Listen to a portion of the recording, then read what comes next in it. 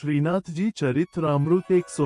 આ પ્રસંગને હજુ તો થોડા જ દિવસ થયા હશે ત્યાં એક બપોરે ગોપાલદાસ નામના વૈષ્ણવે આવીને શ્રી ગુંસાઈજીને કહ્યું, કૃપાનાથ, શ્રી ગોવર્ધનધરણ શ્યામડાક પાર બિરાજી રહ્યા છે અને શ્રી દાઉ ભૈયા અને સખા મંડળી સાથે ખેલી રહ્યા છે।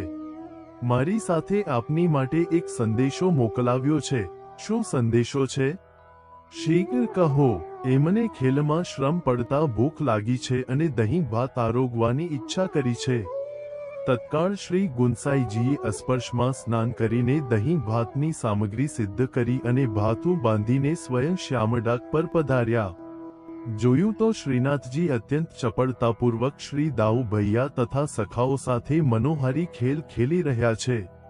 શ્રી ગુંસાઈજીને પધારેલા જોઈને શ્રીનાથજીએ ખેલમાં વિશ્રામ પાડ્યો અને દોડીને શ્રી ગુંસાઈજીને લપટી વળગી પડ્યા। શ્રી ગુંસાઈજીએ અત્યંત સ્નેહપૂર્વક શ્રીનાથજીને પોતાની ગોદમાં પધરાવ્યા અને દહીં ભાત આરોગવાની વિનંતી કરી।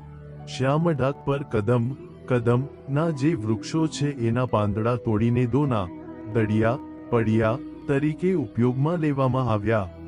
એ પાંદડાની વિશેષતા એવી છે કે કોઈ પણ પ્રકારના સાંધા કે સળીના ઉપયોગ વગર સ્વયં જ પ્રત્યેક પાંદડું દોનાના આકારનું ઉગે છે।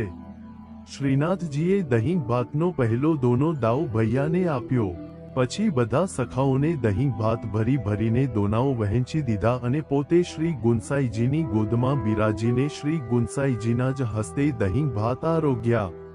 આ અવર્ણનીય સુખને માણતા માણતા શ્રી ગુંસાઈજીમાં વાત્સલ્ય ભાવના ઘોડાપુર ઉમટ્યા અને એ જ સમયે ચિત્સ્વામીના કંઠમાંથી એક કીર્તન સરી પડ્યું, ભોગ સિંગાર યશોદા મૈયા શ્રી વિઠ્ઠલનાથ કે હાથ કો ભાવે।